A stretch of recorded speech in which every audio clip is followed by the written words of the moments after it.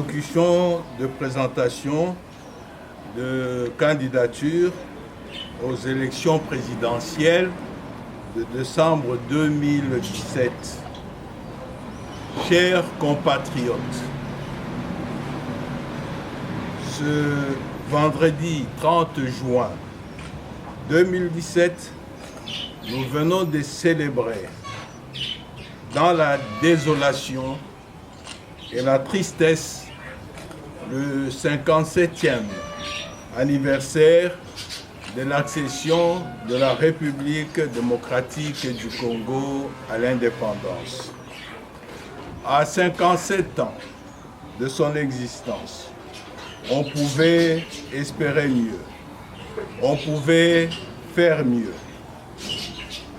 On pouvait valoriser chaque moment de la conquête démocratique, depuis le temps de la table ronde, en passant par la conférence nationale, l'accord global inclusif de Sun City et l'expérience des précédentes élections, pour enfin sortir de l'inertie, sortir de l'amateurisme, sortir du cafouillage, sortir de l'éternel recommencement et donner une vision de grandeur à notre pays. Le moins que l'on puisse dire est que le bilan est globalement négatif. Depuis 1960, le pays n'a cessé de reculer sur pratiquement tous les plans et dans tous les domaines. Le constat général actuel est que le pays va mal, le pays va très mal. L'ensemble du tableau est très sombre. Tous les indicateurs sont au rouge. Le peuple congolais souffre énormément sur une terre aux ressources naturelles, pourtant riche et immense, mais confisquée par un petit groupe d'individus. Il y a trop de conflits, il y a trop de sang, trop de larmes, trop de femmes violentées, d'enfants soldats, de personnes réfugiées et déplacées, trop d'orphelins. Et toutes nos pensées en ce moment à tous ces milliers de victimes de violences inutiles à travers tout le pays. Le peuple est fatigué.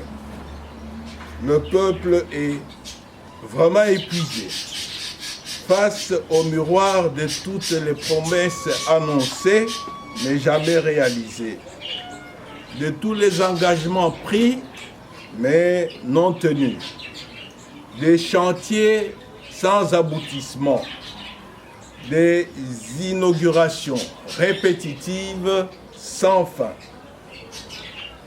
d'une classe politique égocentrique, vénale, inconstante, verbeuse, qui va de dialogue en dialogue, de consultation en consultation, de conférence en conférence, d'arrangement particulier en arrangement singulier, dans une lutte acharnée pour le partage des postes. Ils sont prêts à tout y laisser, à tout vendre, leur âme, l'avenir de la nation, leur dignité et même leur conscience. Aujourd'hui, chers frères et sœurs, nous sommes dans l'impasse, sans boussole, sans repère, dans une espérance qui faiblit face à la mauvaise foi des acteurs, comme dans un tunnel où la lueur d'une issue possible est à peine perceptible. Nous sommes dans une confusion entretenue à dessein. La Commission électorale nationale indépendante elle-même entretient un flou artistique, dans une démarche clair-obscur. Elle semble se comporter comme l'annexe d'une formation politique dont elle épouse et conforte toutes les prises de position. Le président de la République faisant fonction ne semble pas préoccupé par le respect des échéances électorales. On peut désormais comprendre à travers ses dires et même ses non-dires qu'il n'entend pas organiser les élections. Le pays semble avoir été poussé de force dans la vision du pire, le scénario du chaos programmé, la stratégie de la terre brûlée, où les pompiers et le pyromane se confondent, particulièrement à Béni et dans le Grand Kasaï en ce moment. Nous sommes devenus un pays où les détenteurs de la responsabilité de défendre le territoire annoncent même sans gravité l'éventualité de nouvelles rébellions. Pour ma part, je demeure convaincu que l'armée et la police nationale, avec à leur disposition toute la logistique et toute la motivation suffisante, sont capables d'assumer la défense et la sécurité du pays et de la population, dans le respect des droits humains et du droit international humanitaire. Pour peu qu'on le leur permette, qu'on leur donne les moyens de le faire. L'armée et la police ont consenti d'énormes sacrifices depuis des décennies et souvent ne savent pas faire autrement qu'exécuter des ordres reçus. Ce sont des vaillants fils et filles de la nation congolaise, appelés également à travailler à sa renaissance et ayant consenti à servir sous le drapeau. Ses frères et sœurs sont des serviteurs de la nation et non des ennemis du peuple. Chers compatriotes, nous devons corriger toutes les défiances, lutter contre la mauvaise gouvernance, la corruption, le manque de contrôle, l'impunité et tous les autres maux et fléaux par une gouvernance éthique et efficiente. Et l'action politique du mouvement citoyen se situe dans cette perspective. Parce que nous croyons en l'avenir du Congo. Ce pays doit être porteur d'une vision grandiose. Il est plein de promesses et d'opportunités.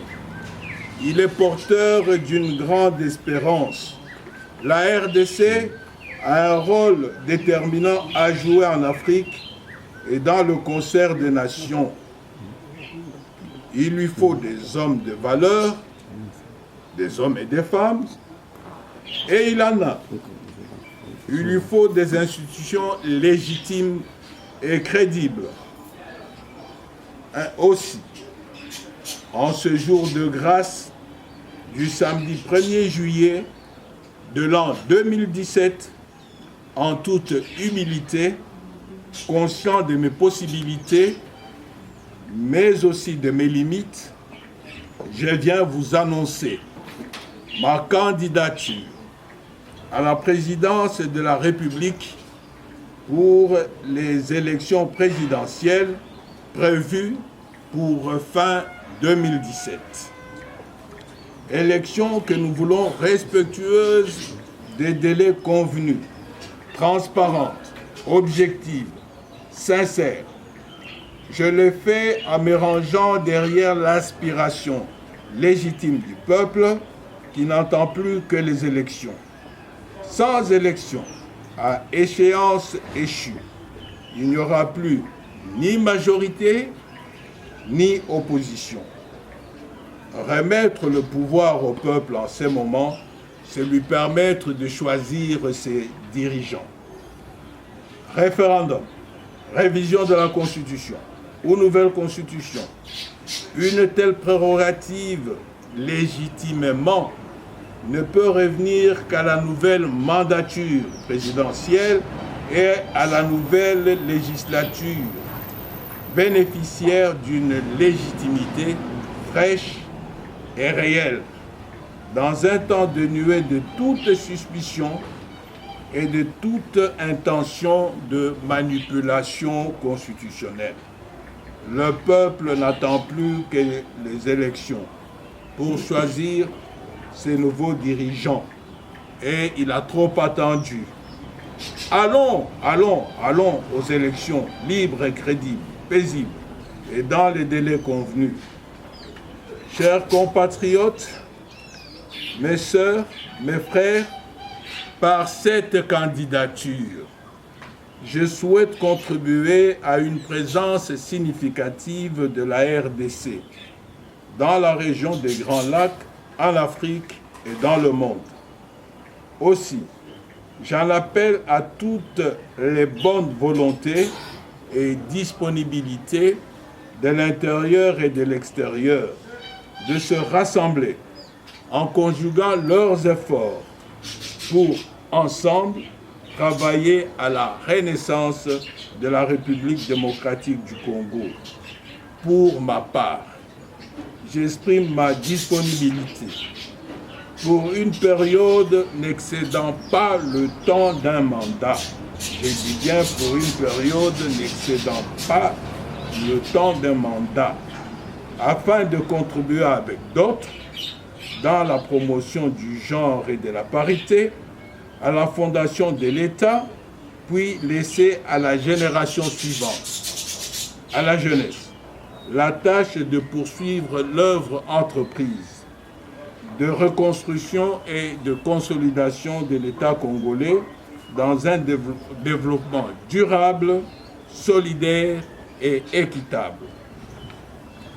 À ceux de ma génération, je dis, nous devons sérieusement nous poser la question de savoir quel est et quel sera notre legs aux générations présentes et futures.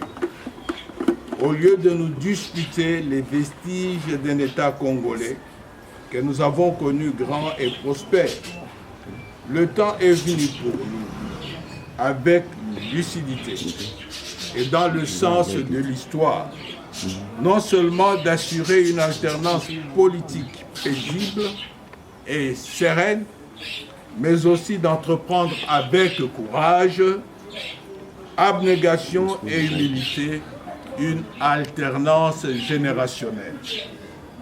Il faut savoir passer le flambeau à la nouvelle génération.